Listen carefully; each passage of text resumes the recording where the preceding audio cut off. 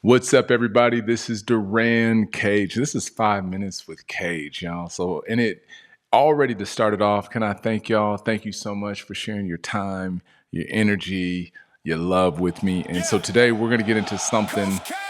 We're going to talk about the CRM again. That's why you can hear a little music coming in. You hear that let's turn it up some. But we're going to talk about the CRM, specifically the contact rate. This is a hot topic, right? Because a lot of leaders will get on here, and especially the ones that I'll connect with, and they'll say, "Hey, Duran, we need to sell more cars. Like, we want to increase our contact, or not our contact rate. Actually, they'll say we want to increase our sales."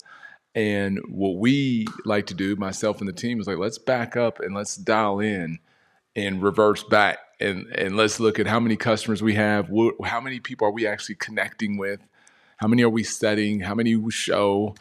And so this example is really like a real a real case study for a salesperson, but I'll see this a lot for a whole department head as well.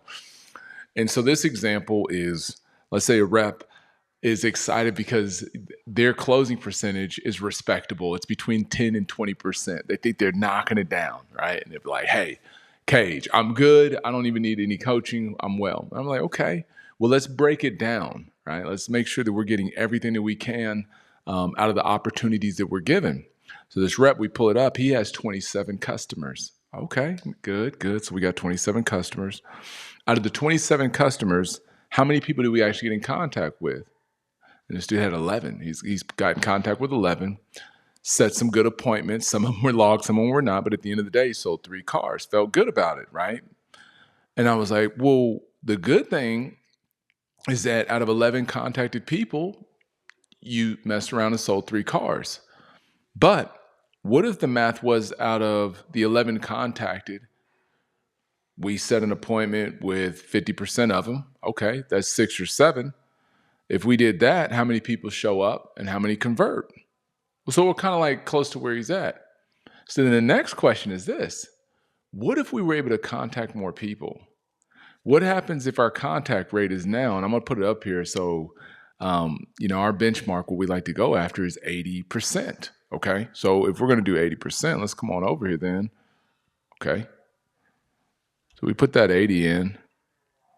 Now what happens to the math when I'm coaching them? I said, so what if we were able to connect with more people? Duran, the leads are trash. Hold on.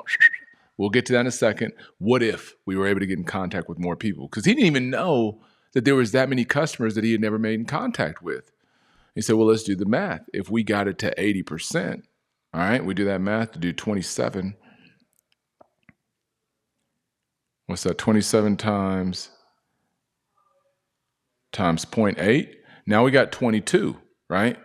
So now we would have had 22 customers we spoke with. Everybody see that? Let me put this little guy over here. See that? So instead of 11 contacted customers, if our contact rate was at 80%, this gentleman would have been at 22, right? So leaders, this is important because the whole department, what if this was 500 leads and we only made contact with 250 of them, but you're selling 50 cars? You're closing at 10%, but you're only connecting with half. So either the sources, right? And let me bring back, because I want to make sure this is very clear, because the source could be the issue here. Your marketing department, or I'm not going to blame the marketing department, but the opportunities that your team is receiving could be poor, right? They could be low quality, but we don't know until we start measuring what we do know. Does that make sense? So let's come back to it. I'm going to come over here real quick. All right. And so now, if we're at 22 customers out of 22, now if we set an appointment with half those, 50% of the customers we spoke to being at 11, now we have 11 set instead of 11 contacted, right? And at the end of the day, we're talking about selling now at 20%. You tracking me? Now we're at that 5 or 6 rate, so there's an extra 2 car deals. Well, if you multiply that times 10 salespeople, now you got an extra 20. Does everybody try? So the secret is, how do you get in contact with more people? You personalize it. You send videos. You ask questions that are more important to the customer than they are to you. Like, what's your goals and what are you really trying to accomplish?